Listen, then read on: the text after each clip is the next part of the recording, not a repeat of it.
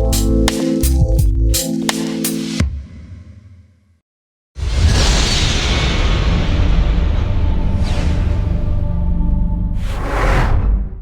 indeed, ladies and gentlemen, it's your boy from the borough, D-Rymez, Westside Radio 89.6 FM, the Shutdown Show, London. And right now, we've got a legend special, you know. We have a legend in the building, a notorious artist I've been listening to growing up, from a notorious group in hip-hop that came up with the most notorious flows in hip-hop, and who have worked with the likes of Tupac and the notorious Biggie. If you don't know who I'm talking about right now, I'm talking about my guy Krayzie Bone from the legendary group Bone Thugs and Harmony. What's good, cuz? What's good with it, man? What's good with it? What's happening, man? How's life right now? Man, everything is good, man. Just working, trying to stay busy and you know, keep you occupied through all this crazy stuff going on. 100%, man. 100%. I see that, man. Bro, first of all, man, I just want to thank you for doing this, bro. You understand what I'm saying? I mean, you got a lot, I don't know if you know, but you definitely have a lot of love in London, bro. And man, we love it over there, bro. Every time we come there, we get nothing but love. So we always loved it over there, bro. Yeah, nah, it's most appreciated, man. Trust me, bro. Trust me. Bro, I just want to start from really where you started from, bro. How it was coming up in your area of Cleveland. What was it like? What kind of influences did you lot have around you at the times growing up as a kid? Well, man, you know, coming up in Cleveland, man, it was rough. You know what I'm saying? We had to do everything. Coming up in Cleveland, like we had to do everything the hard way. You know, it wasn't like New York and LA to where, you know, you had a whole bunch of celebrities just mingling, hanging around. You know what I'm saying? Don't get me wrong, there's a lot of people that come from Ohio and stuff, but it just wasn't the scene. It wasn't like, you know, Cleveland, I mean, like LA or New York. So everything we did, man, like we strived to get it. You know what I'm saying? That's why, you know, that's why you can hear it in our music, and you can hear it in the harmony within us, you know, because we done everything together, man. And we like I said, we had to get everything the hard way. It wasn't no breaks given to us. It wasn't no handouts. Wasn't no YouTube. Wasn't no social media. Wasn't none of that shit. You know what I'm saying? So it's just like, it was just straight up hardcore, blood, sweat, and tears, and hustle, for real. Yeah. For real, man. I appreciate that, bro. I can see it, man. I can see it. Obviously, we can hear it in your music as well, man. What about the musical? What about the musical influence around you lot? Who was the spitters in your area apart from you lot? Oh man, you know, we had, man, it was local guys there. You know, we got a dude named Johnny O. He was like one of the biggest DJs. Johnny O and the Sorcerer's Crew. You know, we had crews like Brothers for the Struggle, Brothers of the Struggle. You know, we had man, it was just a lot of local cats, man, that was like doing their thing, you know. But our music scene was very small though. You know, we had to listen out to radio for talent shows and like, you know what I'm saying? So it was very small, but we had a local scene though. That's amazing, man. And your group of Bone Thugs, you guys specifically, how was that put together? Well, you know, Bone Thugs and Harmony, we've been together since like the 7th grade. 6th or 7th grade, you know, Lazy Bone and Flesh and Bone is brothers and Wishbone is their cousin. So we've been together for like ever, you know what I'm saying? It's crazy because our grandparents grew up together and our parents grew up together. Amazing. And we didn't even know that until after we met each other, you know what I'm saying? So it's just like generations deep with this, man. And, you know, man, we've been rocking for a long time, man. It started out in your high school, just rapping in the hallways, doing battle raps in the hallways, and like, you know, that's what we started at. One thing about you that I've done a little bit of research, bro, is you actually came up with the Bone Thug flow. Oh yeah. Yeah. Tell me about that, man. Man, I was locked up, man, one day. I was sitting in my, you know, like sitting in the day room, you watching TV, watching videos, actually watching Video Soul or Rap City, I think it was, one of them. And man, a video came on Big Daddy Kane, and like, you know, like he had did like a little flow in his line. He did it one time. And I was like, yo, what if somebody just took that line and did like through the whole rap and just, so like I went in my cell. I didn't have no paper at the time, so I went in my cell and grabbed a piece of toilet paper and wrote the whole rhyme. Actually wrote the rhyme that I said for Eazy-E on some toilet paper. You know what I'm saying? And man, when I memorized it, when I got out, I went over to Lazy House. I was like, yo, listen to this shit I wrote while I was locked up. This is gonna be our new style. And then when they heard it, he was like, damn, that shit is crazy as hell. Like, yo, he was like, that is crazy. So then they all took it and went off in their own little corner, and everybody did their thing, and it all came out like the same but different. You know what I'm saying? And that's how the whole thing came about. Bro, that's amazing, man. I bet you definitely hear the inspirations nowadays as well from that flow, right? Man, all over the place, man. Every time I turn the radio on, you better believe. And how did you lot recognize your? How did you lot realize your recognition in the area? I mean, where was the hustle coming from? Were you lot selling tapes out your cars? Was it a street thing? When did you realize people in your area were loving Bone Thugs? Man, the first time we realized it was after I came, because we had recorded a local album with a guy named Kermit Henderson out in Cleveland. And right after we recorded the album is when I went to jail, when I went to the penitentiary. And as soon as I got out, we released that local album.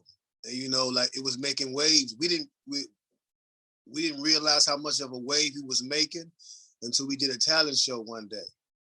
We went and did a talent show, and and when they called our names, the crowd went crazy. We was like, yo, this ain't even our neighborhood either. It's like we was in a totally different neighborhood. We was like, yo, like they screaming for us like that? It was crazy. Like that's when we knew like that we was starting to make leeway, and that's when we knew that we had to do something with our talent, that we had to leave Cleveland.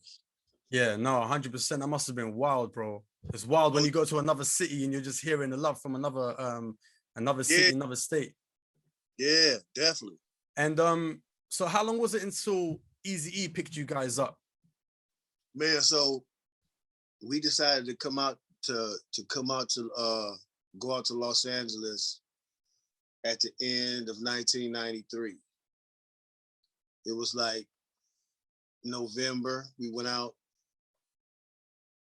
and man, you know, we was just like, yo, we got to get up and we got to go out here. We got to make something with our music, because I had just came home from being incarcerated, and I was like, yo, if we don't get up out of here now, man, this is gonna be us the rest of our life. In and out of jail, somebody could lose their life. You know what I'm saying? We gotta, you know what I'm saying? We gotta, if we serious with this, we gotta move on it. And so we hustled up some money to go, you know, get one-way bus tickets to California, man, and made that move. And we was out in Cali for a while, and we got the number to Eazy-E, and we just started calling him, man, and he called us back, and like, man, it was on after that. Yeah, that's amazing, bro. You know what, you guys have some sick memories, bro. I mean, yeah, like definitely. we're talking about as well as you guys, just legends on legends and legends, and we're gonna get into that, man. But with Eazy-E, what memories do you have outside the music with Eazy? What was it like? What was Eazy like as a person? You guys, how was the relationship in general? Man, he was cool. You know, he used to just man, he used to hang out with us all the time. He used to like just come up, like pick us up, just ride around, listening to beats, and he used to come to our little apartment and just hang out with us all night. You know, just smoke weed and just vibe and like just kick it. You know what I'm saying? So yeah, he was cool. That's amazing, man. And when things went sour with Eazy and Suge, did Death Row ever try to approach you lot and try to sign you lot? No, man. It was pretty much, you know, everybody was loyal to their side. You know what I'm saying? At that time, if you was on death row, you was death row. If you was ruthless, you was ruthless. But it was, you know, it was just like, that's pretty much how it was, man. I admire you lot so much as an artist coming up. When you're talking about 93, I was 2 years old, bro. So like grabbing your albums back in the day and stuff as well, obviously growing up was amazing. And there's not a lot of people that can say they've worked with both Tupac and Biggie, bro. Yeah. Like definitely. that is an amazing thing to talk about, man. How was your relationship with Tupac and Biggie? Man, we had love for both of those guys, you know what I'm saying? And they had love for us. We didn't, you know, we didn't get in the middle of that beef. We didn't really get in the middle of no beefs, you know what I'm saying? We was kind of put in the middle of something with Eazy because we were signed to his label. So if something would have happened while we was with him, you know, of course we was gonna rap with the team he was with. But as far as all those other beefs and, you know, East Coast, West Coast and stuff, we stayed. I mean, we really didn't have nothing to do with that, you know, because we loved Tupac and we came up with Biggie. You know what I'm saying? Yeah. So it's like we wasn't getting in between that, and they both had respect for us for that. You know what I'm saying? And shoot, man, they knew what it was. So we was able to rock out with both of them, even though we done a song with Pac. You know, Big still wanted us to come rock with him. You know what I'm saying? Yeah. And so it's, man, that's just what it was. Yeah, bro, that's amazing, man, to be able to have that. What was this? What was the studio vibe like? What was Biggie's vibe recording, and what was Tupac's vibe recording? Thug Love and Notorious Thugs, which is, bro, them two songs are. Yeah, bro. The vibes was crazy. I wasn't in the studio when the Pac thing took place, other than it was. But when the Biggie thing happened, it was crazy, man. It was just the process. We went in there, you know. So first, you know, when we get in there, we gonna drink, smoke. You know, we even passed out in the session.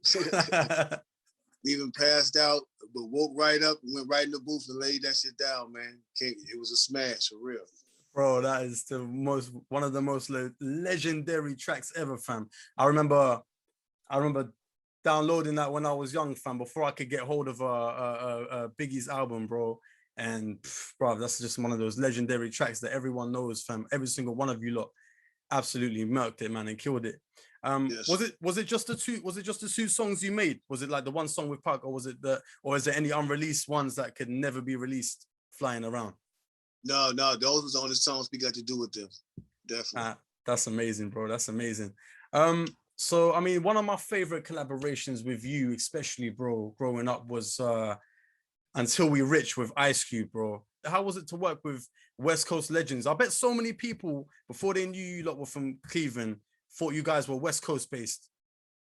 Oh yeah. Definitely. Everybody had mistaken us for being West Coast artists, because of who we were affiliated with and the way we dressed. You know what I'm saying? So they with the braids and the dickies and they thought we was from the West Coast, but we always came out representing Cleveland from day one. You know what I'm saying? From day one. And yeah, man, it's just cool to be, because LA claim us as their own. It's love like that. You know what I'm saying? We got two homes. We got Cleveland and we got LA, man. So it's always love. We've always called this our second home. I've actually lived in California longer than I've lived in Cleveland. Imagine that. And so, but Cleveland is still with my heart at all day long. You know what I'm saying? But it's good to have two places to call home, for real. No, 100%, bro, man. And you as an artist, you've been so versatile, Krayzie, bro. You've worked with Mariah Carey, Lil Jon, bro. So many, a Big Pun, of course, rest in peace, Big Pun. So many legends, bro. Was there anyone you didn't get to work with, or is there anyone that you really wanted to picture yourself on a song with? Man, I think I'm like people like Michael Jackson, man, Prince, people of that stature, you know what I'm saying? And just like, I like to work with anybody to make great music, man. I'm down to work with anybody. I can, form into whatever I need to do to fit in the occasion. So it's all good. Nah, that's incredible, man. In the UK, obviously, Crossroads was one of you lot's legendary songs that blew up internationally, man. And what's amazing about that, bro, is you lot really blew up off the pain side of your music, the harmony and pain of your music, bro, which is so real. Like with Crossroads, it was amazing, man. And the video, of course, was like such a legendary video. What kind of did you guys have any input in how the video was made? Crossroads, we basically all our input was basically the song. You know what I'm saying? We put in what we want to represent, and they basically came with that, and we was cool with it. It was all inspired from our song, from the passing of Eazy-E and everybody that we lost. So, definitely had a lot of input into it. And how did life change when you lot started blowing up in terms of internationally, flying across the seas, performing and stuff like that? Man, it was crazy, man, to go way overseas. And first place we went was Europe, and to see people over there singing our shit and calling us by our first name, our real names. I was like, yo, what the it's crazy. I'm like, this is crazy. So it was a cool experience, man. I still love going overseas, just feeling all the love and see how the fans like show support. It's a wonderful thing. No, 100%. When was the last time you came to London, bro? Man, it's been what? It's been like 5, 6 years. Okay, Yeah. not too long, actually. Not too long, but we definitely trying to get back soon, for real. Yeah, after this whole pandemic thing, bro, man, trust me, so much love for you lot in London, man. If you had to name like your best 3 Krayzie Bone verses, yeah, that you thought absolute madness, what would you say were like 3 of your top verses, even though you've got killer verses, bro? Yeah, man, the ones I like the remix of Notorious Thugs with Twista on there. I like the Lil Jon verse. Yeah. And man, I don't know. A third one gotta be like my verse on Battle Zone. Sick. Resurrection. Sick. Yeah. Sick, man. That's dope, bro. What's your thoughts on like the music industry these days, bro? Because I've seen a couple of videos about certain situations in the music industry and corruption and blah blah. So like, and now it's a whole new thing, like you spoke about, bro. There's streaming, YouTube, so much stuff that wasn't there back in the day for you guys. How do you feel about the music industry these days, still like coming from a legend era? Yeah, man. I mean, man, I take it as it comes, man. A lot of people seem surprised how the game has changed, but you had to realize anything that accumulates money is not going to stay the same. It's going to get watered down. It's going to be all about money. And that's what you're seeing today. You know what I'm saying? Like, don't like really see a lot of artists coming out being developed like how they used to be. There is no individuality in the industry today that I can see. Everybody looks the same. Everybody dresses the same. Everybody sounds the same. You know what I'm saying? So it's like, who the hell is who?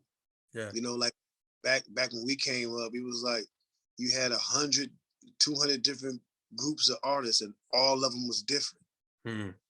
Yeah. Now you got 1,000, all the sounding the same. All the same, like, bro. You're trying to make it seem like this is all hip hop has to offer when it's not. And that's why I don't understand how these people got in control of the genre and they just able to maneuver it how they want to maneuver it. Like artists need to like have a full say on how the genre that we created is represented and how it's portrayed. Definitely. Yeah, 100%, man. What would you tell a younger Krayzie Bone? Man, just I don't know. That's hard, man. Be smarter in everything, in every situation. Music, personal life, everything. Like for real. Your choices.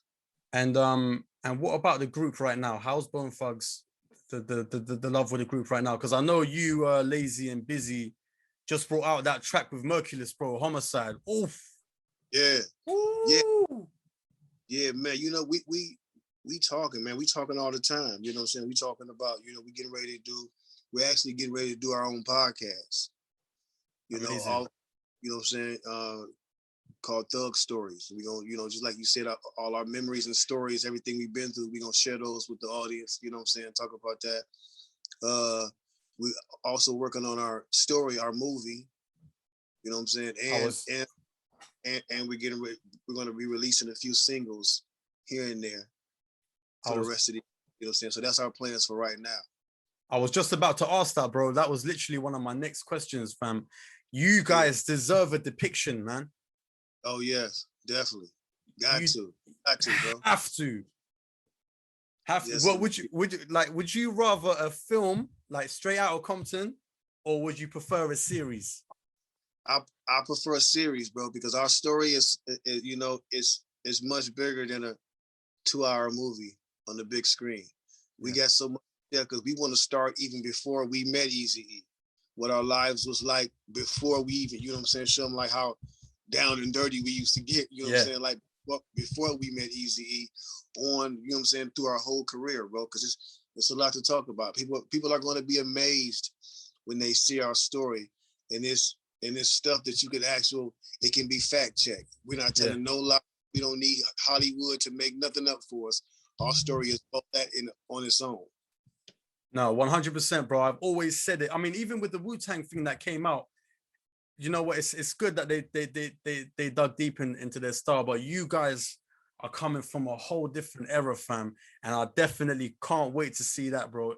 Whether it's a film, a series, bro, that's definitely something that has to come out. And with the podcast as well. When are we expecting more stories from the podcast coming out? Thug stories. Man, so that's something we actually taking a meeting on that tomorrow about getting everything going. So hopefully we're looking to get that up and going, man, sometime maybe right before summer. Yes, indeed. Nah, yes, indeed. That's amazing, bro, man.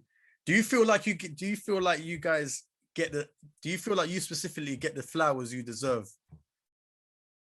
Man, I don't really get caught up too much in that, bro, because I'm not into sounding like I'm complaining. I know what I've done and accomplished and brought to this industry. I know what we've done as a group. Yeah. So I don't get bent out of shape about stuff like when I hear other people saying they did this or they did that, because I really don't care. Yeah. You know what I'm saying? I really, because if you ask every artist and every hot group, they all the greatest.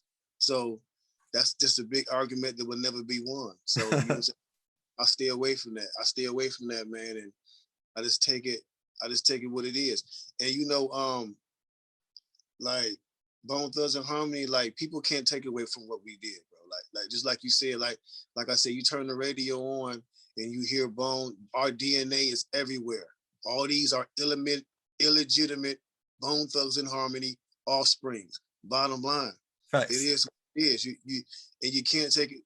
You can't. If you look at the Grammy Awards now, they've created an entire category based on Bone Thugs and Harmony. What's this shit? The best melodic rap? Nah, come on, bro. Where did that come from? Bone Thugs and Harmony. Yeah. They created a whole category off of us. So that's the type of shit Bone Thugs and Harmony has done in this industry, for real. I can see you lot inducted in some sort of Hall of Fame, bro. Because that's why that's why I appreciate you lot so much. As I'm so happy you decided to do this with me, bro, because I got so much appreciation for the legends. That's why I call this a legend special, bro. Really. Hey, brother, appreciate you. For sure. 100%, man. So other than that, what's coming out? Let's say, what's the pandemic like over them sides at the moment right now? It looks pretty free. But yeah, man, actually, where I live at in LA was the worst county in the nation. Wow. You know what I'm saying? But everything is opening back up. We can go eat at restaurants on the inside now, like the bars, and everything is open back up now. You can sit at the bar and drink. And the numbers are declining. Everybody's still being careful, but the numbers are declining like pretty good. So hopefully, man, this shit is about to get up out of here, because we even got shows booked. You know what I'm saying? We got a show this weekend in Oklahoma. That's Cannabis crazy. I was gonna ask you now, like what about the shows? Yeah. We got a show this weekend. I got like a few solo shows booked. We got like Bone. We got some stuff booked with Snoop. Like, so we back on the move, man. And that's what we're getting ready to do. We getting back up to get back on the road. I have several projects that I'm releasing. I'm getting ready to release an album around 420 called Leaves of Legend for my new strand. You know what I'm saying? Leaves of Legend is like my strand of weed, bro. It's very, very potent. I did a whole album, 13 songs on the album, full of weeds, 13 weed songs. You know how we love to make the weed songs. 100%. So the whole album full of those. You can play this whole album from front to back, just cruise and smoke and do what you do and just get in your mode, you know what I'm saying? Then I got another project I'm dropping after that this summer. It's called Krayzie Melodies. And it's just me basically just doing a whole bunch of harmonies and just laid back harmony, like the Krayzie melody side of Krayzie Bone. And so, yeah, man, I'm working on a project. After that, I got a project I'm releasing. If everybody remember the Ghetto Cowboy song, I've actually taken that concept and turned it into a whole album, to where I'm telling stories it's like a rap Western. You know what I'm saying? And I got the whole team from Ghetto Cowboy back. I added new characters. It's gonna be insane. And then the other project I'm working on, of course, is the Leatherface project, which is gonna be out of here. You know what I'm saying? So man, so being locked down for an entire year, man, I got a chance to like really hit the studio and just live in the studio, like literally like live there and just wake up recording. You know what I'm saying? So got a chance to get a lot of projects. So for this year, I'm fully loaded and ready to go. Let's go, my guy, man. Trust me. I was actually going to ask this, bro. It made so much sense. I was going to ask you if you were involved in the cannabis industry out there in LA. It had to, bro. It had to, without a shadow of a doubt. Got to, man. My brand is called Leaves of Legend. You know, it's very, very premium, top shelf, high potency. You know what I'm saying? It got to be if you smoking Bone Thugs and Harmony weed. It got real. Got to. Is that out over there for my American listeners? Is that out available to get right now? Yes, it is. It's available in Los Angeles, and this weekend we will be available in Oklahoma City at the Cookie Store as well. So right now we're in 2 states. Yeah, shout out to Burner and them, man. There, man.